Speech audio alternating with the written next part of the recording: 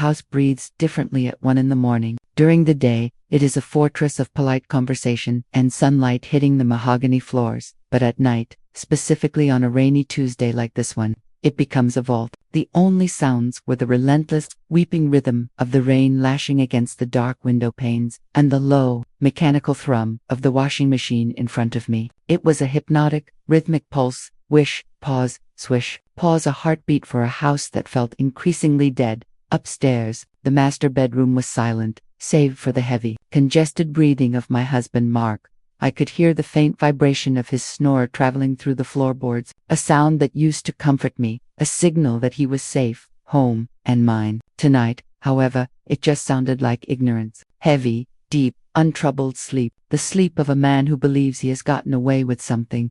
I stood in the laundry room, the fluorescent light humming overhead, casting a sterile, clinical glow over the sorting table. The air down here was thick, a cloying mixture of damp wool, the chemical sharpness of bleach, and the residual scent of airport air that was currently rising from Mark's open suitcase. You know that smell, don't you? That stale, pressurized mix of recycled oxygen, jet fuel, and burnt coffee that clings to luggage like a second skin. He had returned only an hour ago, exhausted, dropping his bag with a heavy thud in the foyer before trudging upstairs, claiming the flight from Chicago had been a nightmare of turbulence and delays. So, here I was, the dutiful wife, the keeper of the domestic flame. Even at 60, with enough money to hire a staff of 3 to handle this, I still preferred to unpack him myself. It was a ritual, a way of grounding him back into our life, washing away the city grit so he could wake up fresh. I reached into the suitcase, my fingers grazing the cold metal of the zipper before pulling out his navy blue blazer. It was heavy, heavier than usual, and damp to the touch. The rain had caught him between the taxi and the door, soaking into the fine wool. It felt stiff, unyielding, like a carapace he had shed. I moved to hang it up, but habit took over. I always checked the pockets. It's a reflex born of 30 years of marriage, checking for forgotten boarding passes, gum wrappers, or loose change that might damage the dry cleaning machines. My hand slid into the right side empty, then the left. My fingers brushed against something small and crinkled. It wasn't the stiff cardstock of a boarding pass. It was a tight, hard ball of paper, shoved deep into the lining, as if hidden in haste. I pulled it out, a ball of thermal paper. I shouldn't have smoothed it out. I should have tossed it into the bin with the lint and the dust bunnies and gone to bed. But curiosity is a quiet poison. I placed the crumpled ball on the flat, white surface of the dryer. The metal was warm, vibrating gently from the cycle. I used the side of my hand to iron out the wrinkles, pressing down until the text became legible. The black ink was faint in places, faded where he had crushed it.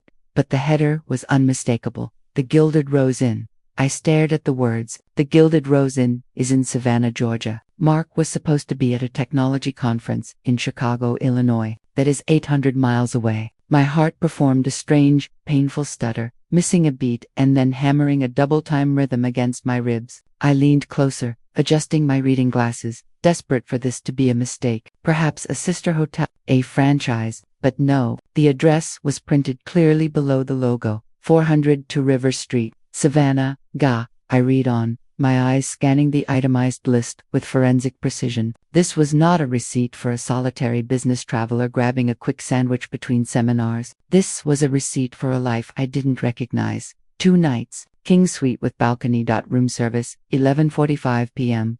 Oysters, Rockefeller dozen. Champagne view, Cliquot, chocolate, molten cake 2. The total came to $840. The air in the laundry room seemed to vanish. I couldn't draw a breath. It wasn't just the Chicago versus Savannah. It wasn't even it was the specific intimacy of the order. Mark hates oysters. He loathes the texture. He calls them sea snots. He has never, in 30 years, ordered oysters, but he ordered a dozen. And then, the floor dropped out from under me. I looked at the bottom of the receipt.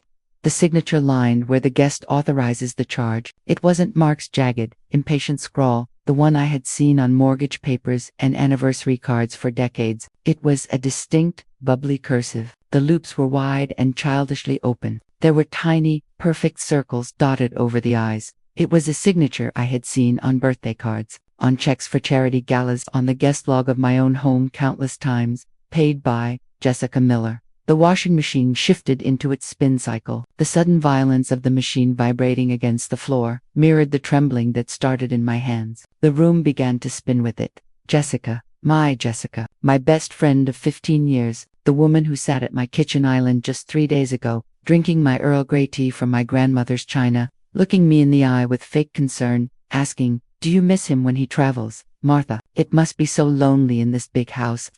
I remembered the way she had tapped her manicured nails on the marble counter, checking her phone, smiling at a text message. She wasn't smiling at a joke. She was smiling at him. She was texting my husband while sitting in my kitchen, drinking my tea. The nausea rose in my throat, bitter and sharp. I gripped the edge of the warm dryer to steady myself. The noise of the rain outside seemed to roar now, a deafening applause for my stupidity. But I did not scream. I did not run upstairs and shake him awake. That is what a younger, foolish woman would do. I am neither. I took a deep breath, forcing the air into my lungs, steadying my hands. I reached into my pocket and pulled out my phone. I framed the receipt perfectly in the light, ensuring the hotel name, the date, the oysters, and that damning, bubbly signature were in sharp focus. Click.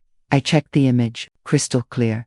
Then, with the precision of a surgeon, I recrumpled the receipt. I folded the creases exactly as they had been, recreating the careless ball he had made. I slid it back into the inner breast pocket of his navy blazer, pushing it down to the exact depth I had found it. I hung the jacket up. I turned off the laundry room light, plunging myself back into the darkness. As I stood there in the shadows, listening to the house settle, I realized something terrifying. I wasn't sad. I wasn't even heartbroken. I was focused.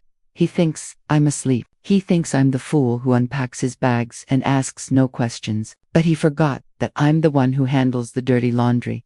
What else has he buried in the pockets of his life?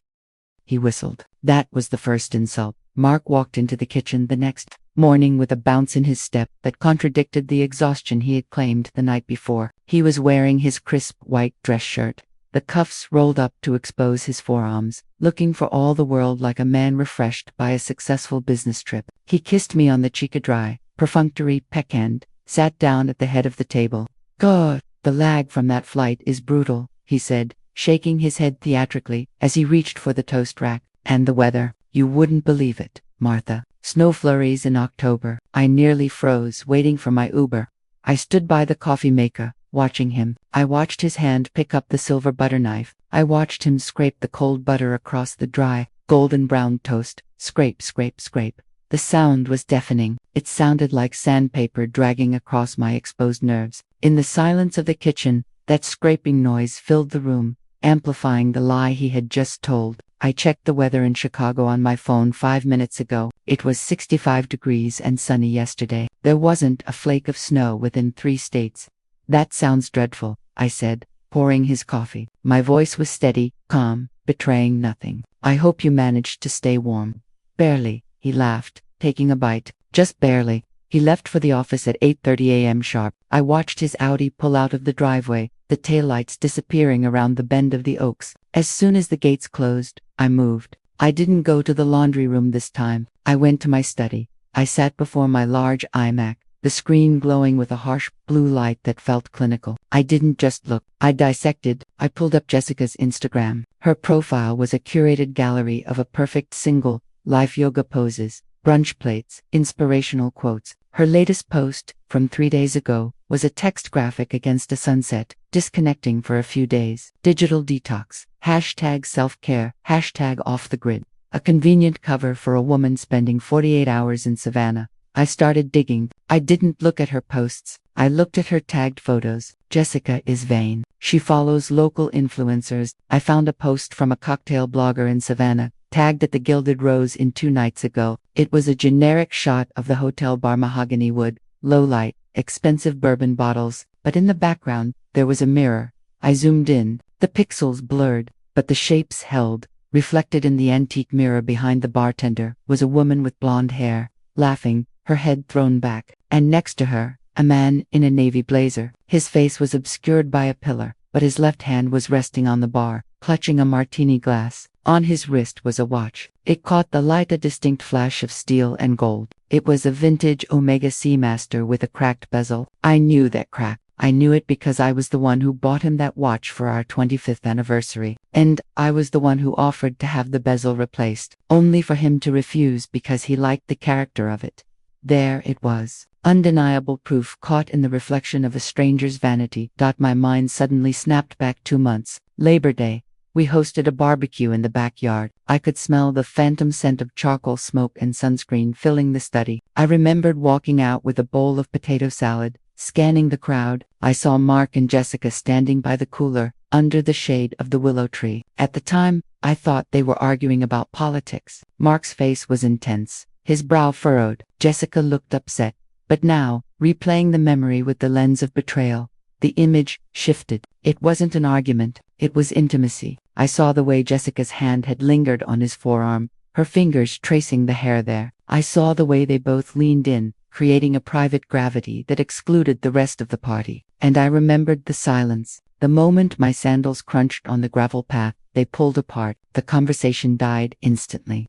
Just asking Mark about his stock tips, Jessica had chirped, her voice a little too high. I sat back in my leather chair, the leather creaking under my weight. I needed to hear it. Seeing the receipt and the photo was one thing. Hearing the confirmation was another. I picked up the landline, the heavy, cold receiver feeling like a weapon, in my hand and dialed the number for the Gilded Rose Inn. I deepened my voice, adopting the smooth, efficient tone I use when dealing with incompetent contractors, the executive assistant voice. "Good morning," I said when the receptionist answered. "This is Sarah, assistant to Jessica Miller. She stayed with you earlier this week and seems to have misplaced the folio for her expense report. I need to confirm the billing details." "One moment, please," the young woman chirped. I heard the clacking of a keyboard. "Ah, yes, Jessica Miller. Checked out yesterday at 10 a.m., suite 402, and that was a single occupancy, correct?" "For the expense coding?" I asked, holding my breath. "Oh no, ma'am," the receptionist corrected helpfully. "The reservation is listed for 2 guests.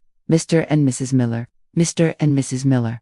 The words hit me with a physical force. It wasn't a sharp pain, it was a cold, spreading numbness, like liquid nitrogen poured into my veins. A metallic taste flooded my mouth, harsh and acidic, like I was licking the terminals of a 9-volt battery. They hadn't just slept together, they had played house. They had tried on my life, my name, my marriage, for a weekend getaway. I hung up the phone without saying goodbye. My hands were trembling again, but not from shock this time. From adrenaline. I logged into our joint bank account. I searched for transfers. There it was, a transfer of $2,000 to consulting services a week ago. I traced the routing number. It went to a personal account, Jessica's account. I paid for their champagne. I paid for their oysters. I paid for the bed they slept in. Suddenly, my cell phone buzzed on the mahogany desk, shattering the silence. The screen lit up, the ringtone began to play, "Walking on Sunshine." It was the specific ringtone I had assigned to Jessica years ago, back when her calls meant laughter and gossip. Now, the cheerful, upbeat pop song sounded grotesque, like a clown laughing at a funeral. I stared at the name on the screen, Jessica Bestie 3. I picked it up, I swiped right. I brought the phone to my ear, my breathing controlled, my heart a cold stone in my chest. "Hey Jess," I said. My voice didn't waver. It was terrifyingly calm. "Martha, I'm finally back online." Jessica squealed, the lie slipping effortlessly through the speakers. "My detox was amazing. I feel so refreshed. How are you?" "I'm wonderful," I lied, looking at the photo of the watch on my computer screen. "Listen, you have to come over for dinner tonight. No excuses." "Oh, tonight," she hesitated. "Yes," I insisted, a small, dark smile touching my lips. "Mark just got back from his trip. And Jessica... You simply must hear the stories. He has so much to tell us about... Chicago." The dining room was staged for an execution. I had set the table with the good china, the royal Dolton, with the gold filigree rims that we hadn't used since our 30th anniversary. The heavy crystal goblets caught the flicker of the candlelight, casting dancing, nervous shadows against the damask wallpaper. The room smelled thick and savory, a heavy cloud of roasting garlic, rosemary, and the underlying, metallic sharpness of tension that only I seemed to be aware of. Mark stood at the head of the table, playing the role of the benevolent patriarch perfectly. He was decanting a bottle of Pinot Noir 2019 Russian River Valley vintage. It wasn't his favorite. He prefers a heavy Cabernet, but it was Jessica's favorite. I watched the dark red liquid swirl into the glass, listening to the glug glug glug sound, rhythmic and nauseating. Jessica sat to my right. She was wearing a dress I had never seen before, slip of emerald green silk that clung to her frame. The price tag likely ripped off in a hotel room in Savannah just 48 hours ago. She looked radiant, flushed with the thrill of being in my home, eating my food, and sleeping with my husband.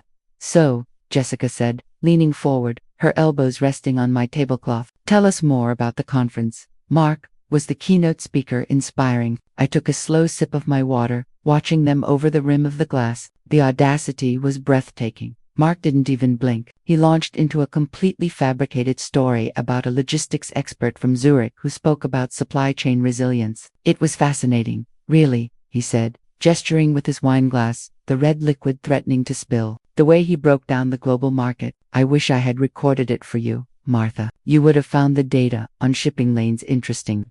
"Wow," Jessica breathed, nodding enthusiastically. "That sounds so intense. You work so hard, Mark." I watched her face. I analyzed the micro-expressions like a scientist studying a pathogen. The slight crinkle of her eyes, not from smiling, but from the effort of suppressing a smirk. The way her gaze flickered to his lips when he paused. It was a performance, a two-person play put on for an audience of one, designed to humiliate me in my own sanctuary. They were feeding off the deception, getting high on the shared secret right in front of my face. The roast chicken tasted like ash in my mouth. Every chew was a labor. I swallowed, the food scraping down my throat, and smiled. A tight, porcelain smile that didn't reach my eyes. "I'm so glad you found it stimulating," I said softly. "But let's save room for dessert. I made something special."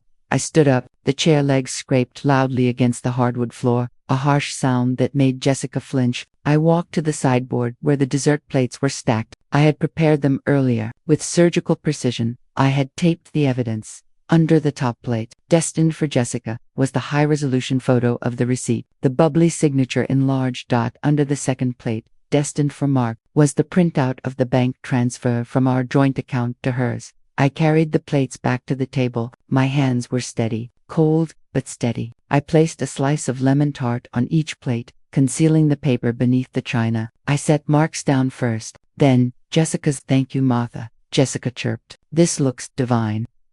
I sat back down at the head of the table. I didn't touch my fork. I folded my hands in my lap and waited. The room went silent, save for the ticking of the grandfather clock in the hall. Tick-tock, tick-tock. "I was just wondering," I said, my voice cutting through the silence like a scalpel. I picked up the silver cake server, turning it over in my hands. "Since when does the Gilded Rose in Savannah serve Chicago deep dish?" The silence that followed wasn't just quiet, it was a vacuum. It sucked the air out of the room. Mark froze, his wineglass halfway to his mouth. Jessica's smile faltered, twitching at the corners as her brain tried to process the geographical error I had just highlighted.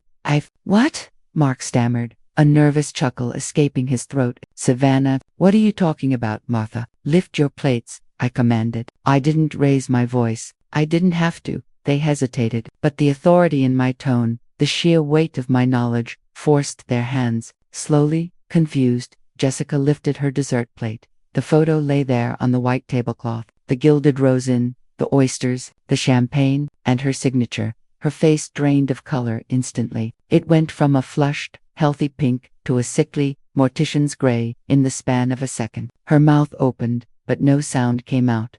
Mark lifted he saw the bank transfer. He choked on his wine, a violent hacking cough that sprayed droplets of red Pinot Noir onto the white linoleum. Perfect metaphor for the stains spreading across our lives. "You signed your name, Jess," I said, leaning in. "You were so arrogant you thought I wouldn't check the pockets. Or maybe you wanted me to know. Was that it? Did you want to twist the knife?" "Martha, stop. You're misinterpreting," Mark began, rising halfway out of his chair, his hands held up in surrender. "Don't." I slammed my hand on the table, the cutlery jumping. "Don't you dare use your client voice on me, Mark. You checked in as Mr. and Mrs. Miller. You erased me. You gave her my title. You gave her my money. You gave her my husband." Jessica started to cry. It wasn't a delicate, cinematic cry. It was ugly, loud, gasping sobs that shook her shoulders. It just happened, Martha. We didn't mean for it to. We tried to stop. Stop it, I whispered. The whisper was far more terrifying than a scream. Mark reached across the table, his fingers stretching toward my arm. Honey, please, let's just go into the den and talk about this. I recoiled as if his skin were white-hot ironed. Do not touch me. I stood up, towering over them as they sat amidst the ruins of the dinner. The smell of the roast garlic now made me want to retch. Get out, I said. Both of you. Now. Martha, Jessica wailed. Leave it. I pointed to the door. And take the leftovers. You paid for them with my dignity. I watched them scramble. The shuffle of chairs, the grabbing of purses, the stumbling retreat into the foyer. The front door slammed shut, leaving me alone in the sudden, ringing silence of the house. I looked at the empty chairs, the wine stain on the cloth, the untouched lemon tart. I walked to the window and watched Mark's car backing out of the driveway with Jessica in the passenger seat. They were gone. But as I watched the taillights fade into the rainy night, a strange sensation washed over me. I wasn't finished. I walked back to the table and picked up the receipt Jessica had left behind. I turned it over. On the back, in Mark's handwriting, was a phone number I didn't recognize, scribbled hastily. Who else was in Savannah?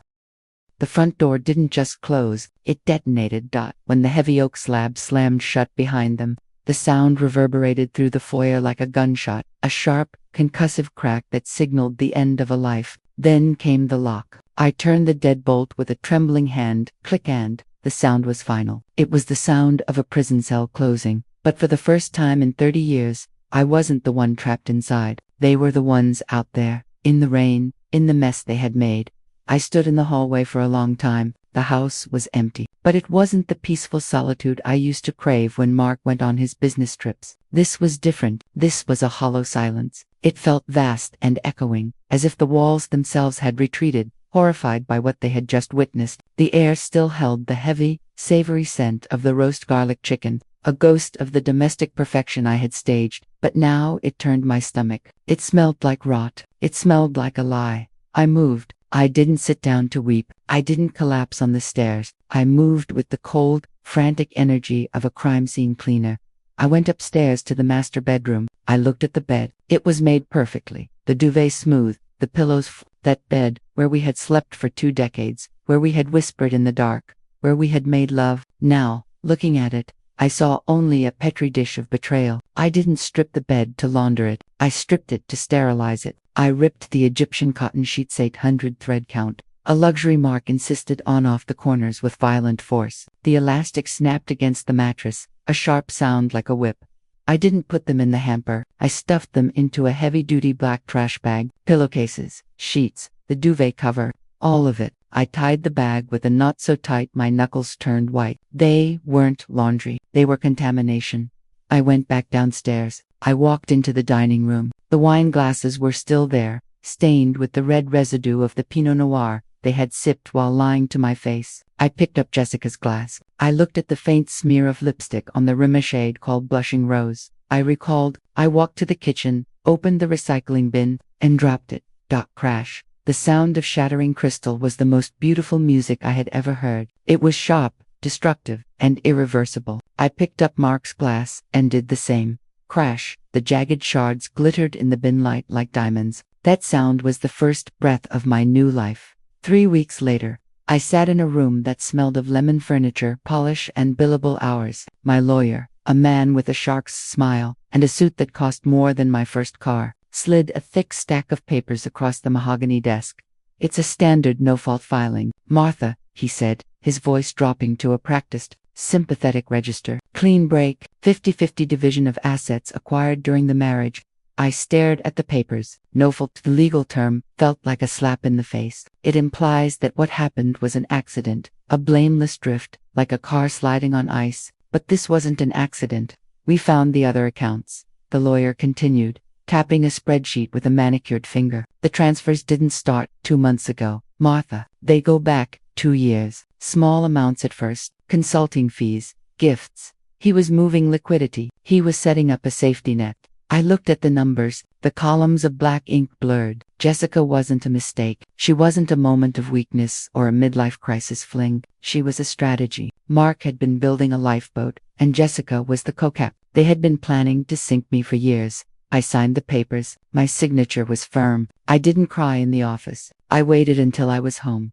I sat on the back porch, wrapped in a cashmere shawl, watching the rain fall on the garden. It was raining again, just like the night I found the receipt. The hydrangeas were bowing under the weight of the water, heavy and sodden. I thought about the nature of the best friend. We let them in. We give them keys to our houses. We tell them our insecurities. We tell them where the spare cash is hidden, which floorboards creak, and what makes our husbands angry. We arm them, and we never think to check the safety on the weapon. The person who knows where the bodies are buried is the most dangerous person to betray you. I didn't just lose a husband and a friend that night. I lost a parasite. I had surgically removed a growth that had been feeding on my trust for a decade. I looked down at my hand. I was holding the original thermal receipt. I had fished it out of the trash bag before I threw the rest away. I don't know why I kept it. Maybe as a trophy, maybe as a reminder.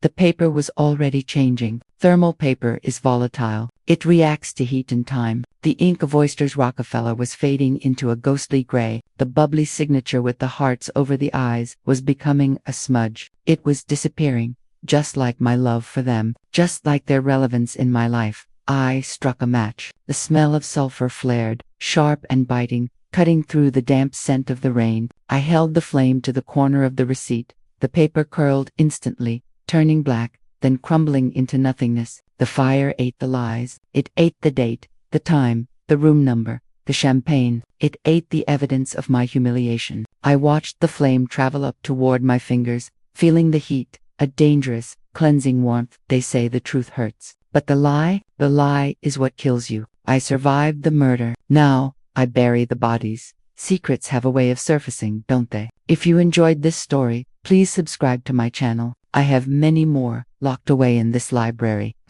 waiting for you.